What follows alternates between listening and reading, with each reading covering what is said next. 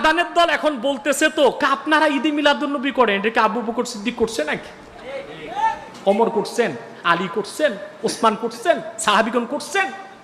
তা আমি বলি ওমর ইবনে আব্দুল আজিজ যেটা করছেন প্রথম মুজাদ্দিদ, এটাকে হযরত আবু বকর করছেন, ওমর করছেন, ওসমান করছেন, আলী করছেন, কোন সাহাবী করছেন? কেউ বেদাত বলছেন? মুজাদ্দিদকে যদি বলে বেদাত করছে তো মুজাদ্দিদ থাকে কই? মুজাদ্দিদের কাজই তো বেদাত মিটানো। কারণ ওমর ইবনে আব্দুল আজিজের এই কাজ, এটা সম্পর্ক সুন্নতের সাথে ছিল না, আজমতের সাথে ছিল। আজমতে রাসূল এক জিনিস, সুন্নতে রাসূল আরেক জিনিস। বেদাত খুঁজতে হয় সুন্নতের বিপরীতে, আজমতের ক্ষেত্রে নয়। রাসূলুল্লাহর আজমত যার অন্তরে যত বাড়বে, আল্লাহর কাছে তার মর্যাদা আর তার ভালোবাসা তত বাড়বে।